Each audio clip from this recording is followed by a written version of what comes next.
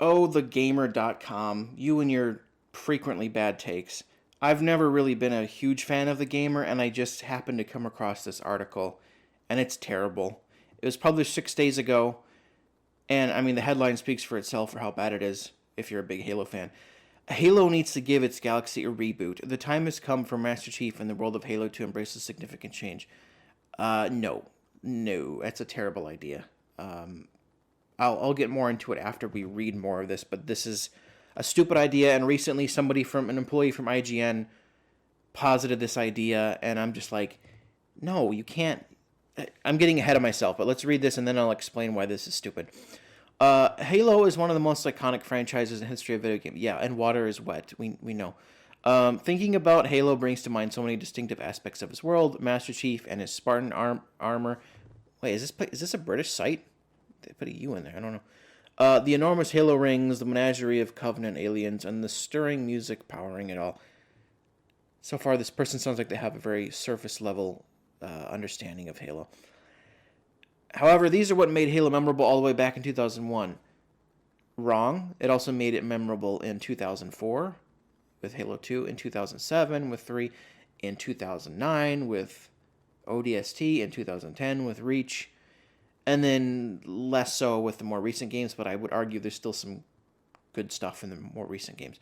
We are now over 20 years removed from the release of Combat Evolved, and there aren't many new moments, characters, or locations that have had the same impact. I agree and disagree at the same time, but there's still some good moments.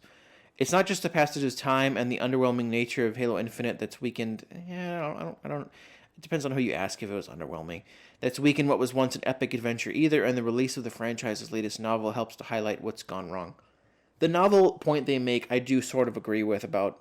I mentioned in my last video about putting all the story in novels and not the games. That's a problem. Outcasts in itself is a decent adventure written by talented author Troy Denning. Yeah, he's written a lot of Halo books. There are a number of writers who fleshed out the series universe, each with their own distinct approaches, but sci-fi and fantasy legend Denning is one who has returned to it time and time again.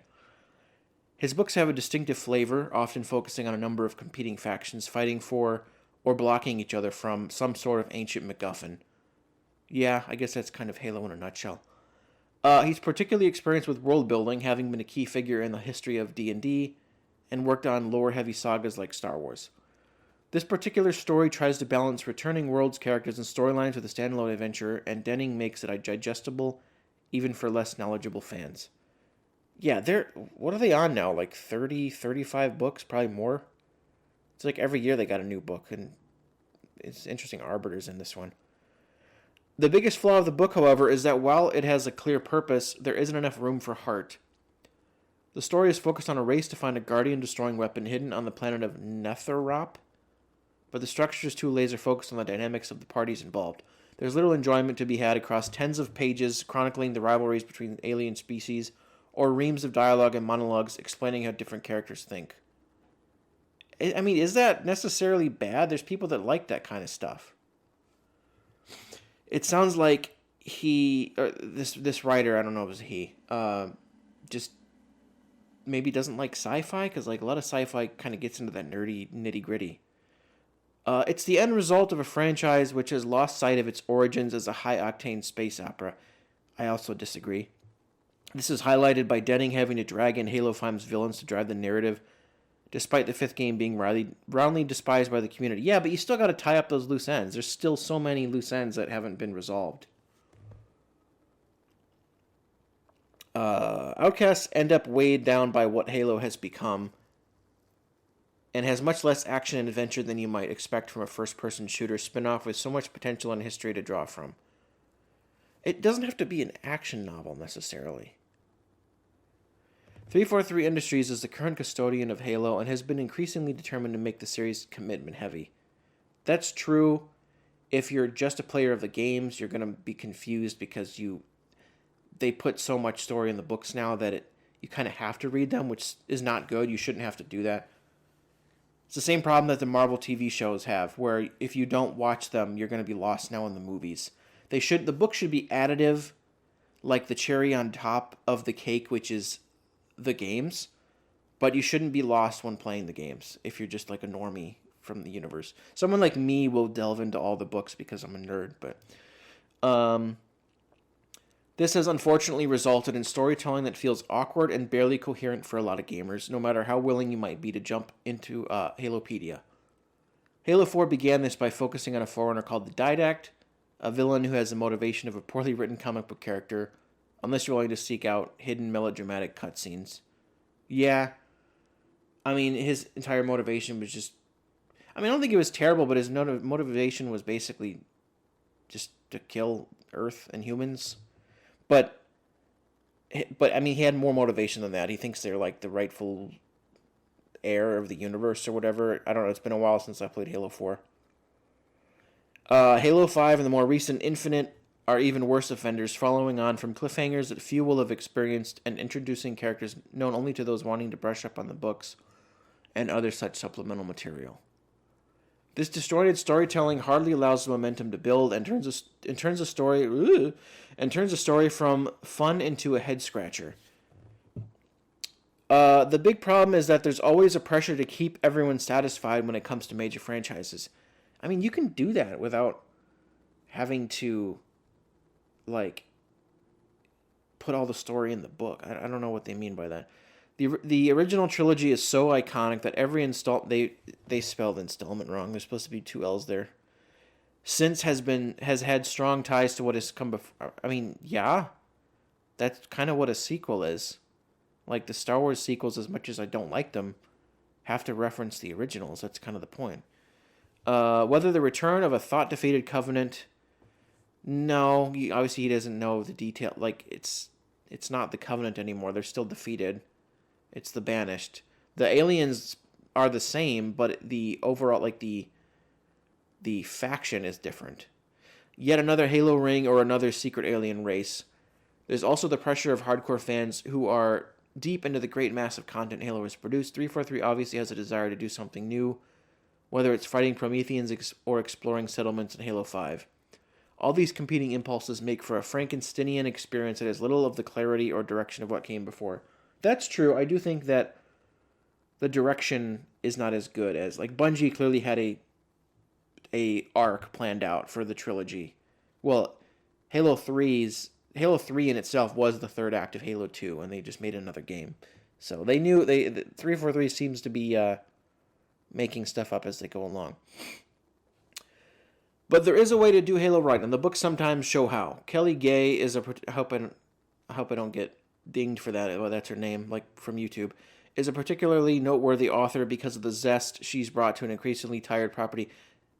I haven't read it. I think I read one of her books. I don't think she's as good as, like, Karen Travis. I thought was better, and she hasn't done any in a while since like the Kilo 5 trilogy.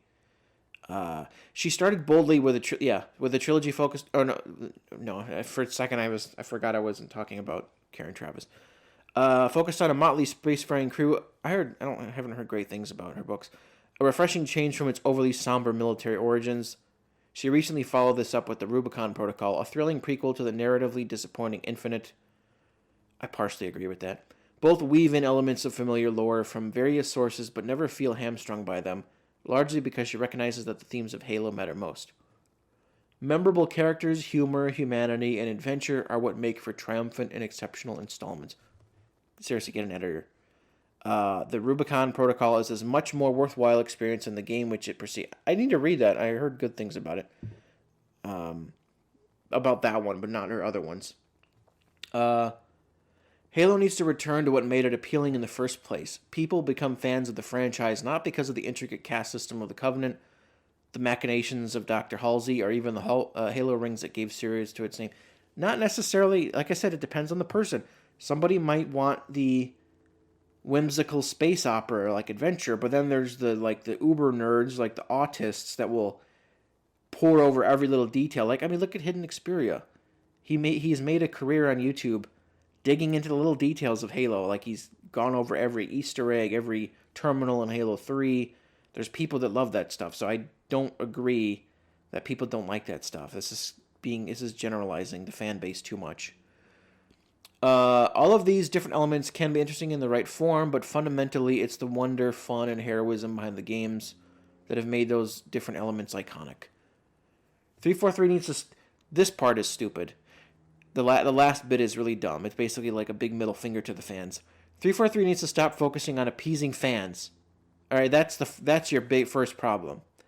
That sentence that just threw away all your credibility that you had. The gamer. And hoping that throwing in iconic settings and characters will make them happy. The franchise, I mean, yeah, that's member berries. I agree with member berries done poorly, like in Star Wars. It's not good, but there's a way to do it right. The franchise's obsession with legacy is destroying its reputation, and it's only I don't agree with that either. And its only hope to really satisfy gamers is to look to giving new experiences, not to endlessly wring out nostalgia, but to push forwards with refreshing ideas, such as the ones that got us this far. So that's it. But what is this? Why? This is why nobody reads rags sites like this anymore. Like, why is that an article? But no, I mean, I think it's stupid that they're just doing fan blaming. It's the same thing. It's the exact same argument that people made about like Rings of Power. They're like, oh, Tolkien's tomes of lore are what's holding the show back. Like, oh, you can't be so slavish to the source material. Just do what you want. But no, you're in the case of Rings of Power, you're adapting Tolkien, so you have to refer back to the source material. Same thing with Star Wars, where people are like, oh, you can't be so slavish to the EU. They have to untether themselves from the past. But no, I hate this thinking. It's like the thinking is literally old things bad, new things good. Like you can't. It's these people that hate the past and like hate what came before what got us here. I think it's a terrible idea to reboot you have 20 years of lore, probably approaching 50 novels at this point, like full-length novels, only about half of which I've read. A massive wiki page. I mean, rebooting it now would be a huge slap in the face to the fans that have followed it. If they made spiritual reboot, I agree. Like, I mean, that's kind of what Infinite was, but you can't reboot the story.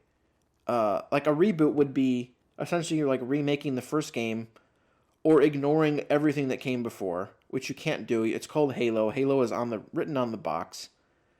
This is the same fan blaming crap that's been going on forever, and this is TheGamer saying the same thing about Halo, and I think it's just stupid. Undoing that 2 decades plus of written established like. I mean, I have for God's sake, I have the like Halo Encyclopedia, the most recent one. I had one like 15 years ago, and it's now doubled. It's now twice as thick because there's so much more stuff that's been added. Yeah, not everything's great. Some of the comics suck. Some of the stuff that happens in the games I don't like. I hate that there's a cliffhanger ending in like all the 343 games. Yeah, I really didn't like the ending of Infinite. I hated that the campaign DLC was canceled. 343 has made many mistakes, but I, like many other Halo fans, it's kind of an abusive relationship, like with Star Wars that we all have, a lot of us have, where we keep coming back because we love it so much, but they keep slapping us in the face, and it's like, especially with Season 5 right now, I think Infinite is on the right track, and I think Halo can still be viable nowadays, but 343 needs to get their act together, finally, after a decade. I mean, they should have figured this out a while ago, but they had bad leadership. This is a topic I could go on and on and on and on for probably a couple hours. Sometime I'll have a full-on podcast. That's what I should do. I should have a podcast talking about various things, including Halo. But this, I thought, was a particularly egregious article. When I saw the words Halo and Reboot, I was like, no way, bro, don't do that.